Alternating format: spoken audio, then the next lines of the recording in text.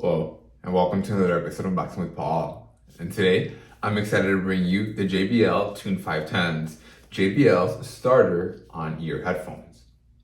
Let's take a look at them.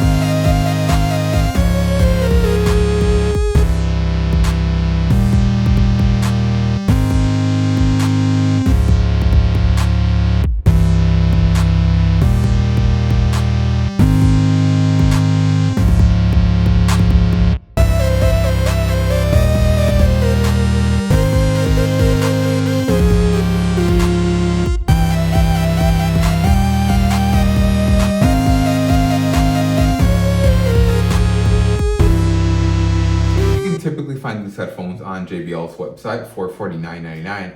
However, they're currently having a sale as of right now where you can get them for $29.95. So that is quite a deal. And I, for one, am very excited for these as JBL's packaging typically tends to be very, very nice. As we can see right here with this big, nice, glossy picture of the headphones, we turn this right around and we can see a transparent window so you're able to see the product on the inside and see what it actually looks like without any sort of image enhancement.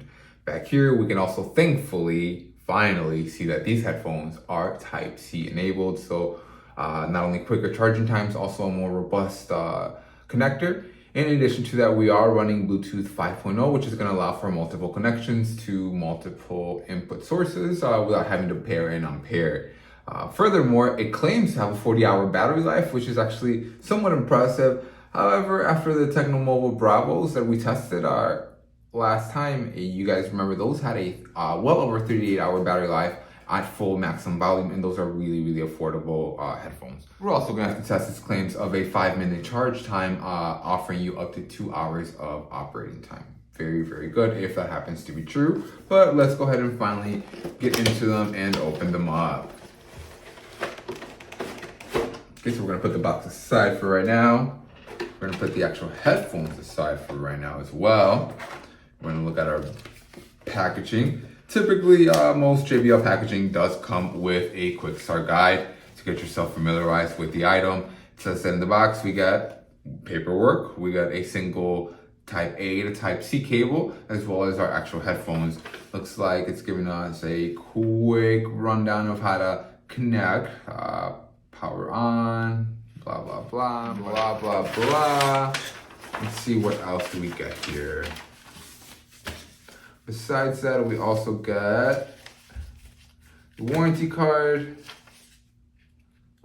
probably hazardous materials, and an actual, more legal and safety. A lot of legal and safety, holy cow. Okay, so lots and lots of legal and safety. So we're gonna go ahead and go put all this aside and continue with our unboxing. So as stated earlier, we only got 2 actual items in the box. Again, one of them being JBL's Type A to Type C cable. It's a very nice cable though. Usually these are coated and meant to be water resistant. This kind of looks like the JBL, the JBL Go 3, which has that same coating on the inside to make it water resistant. And I do like that their USB-A ends are usually reversible, so it doesn't matter which way you put it in. There is no wrong way to put it in. Props to JBL for thinking about that. And the piece de resistance, the actual headphones themselves. Again, 160 grams, so fairly light, but not lightweight. Is it a plastic top with like a faux leather foam in the middle, like just at the very top, not all the way around. So just where the top where the crown of your head would rest.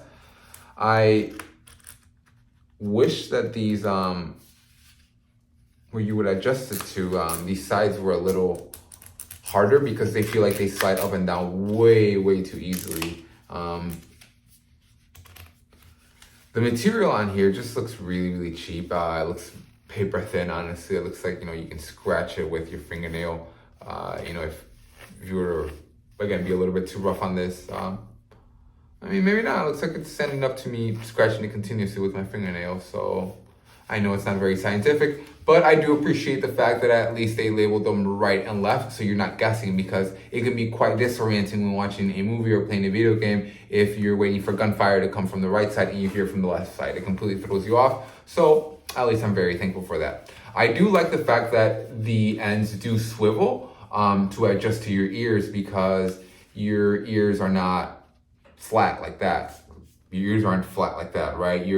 They kind of have to pivot a little bit, to allow for your head or for your ears to be able to fit nicely in them. So props to them on that. But let's actually go ahead and try them on.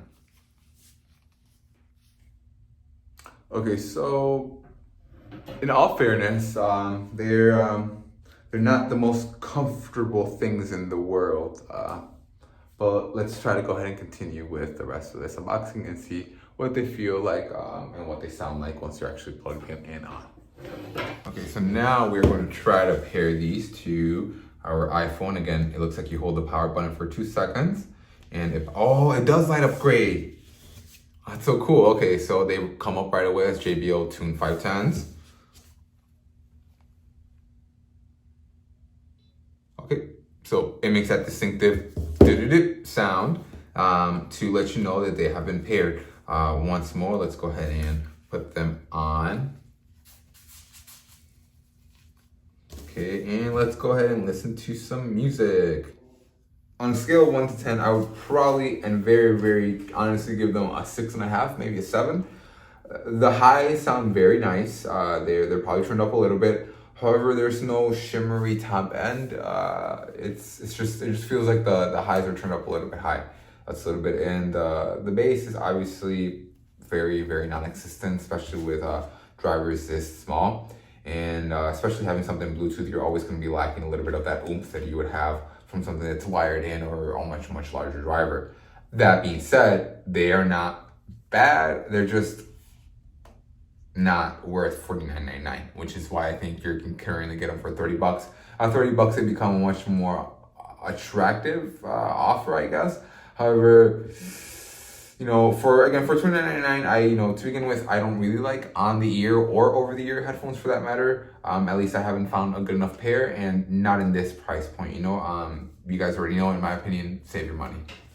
So I would say definitely go ahead and save your money and either get the Q-Vibe 200s or just get some regular in-ear headphones. Don't get these over-the-ear ones, just because, again, I can't really justify that price, especially for their sound quality. It's really not the best. And that 40-hour battery life, it's no longer a big selling point, especially when, again, you can have an item that's $10 cheaper that has just as long of a battery life that is not name brand. Go ahead and make sure to comment and be subscribed so you guys can be entered into the giveaway for the Android Tab 2 tablet. At the moment I reach 750 subscribers, I'm going to be giving one of these away. Again, like, please comment and be subscribed. And as always, thanks for watching.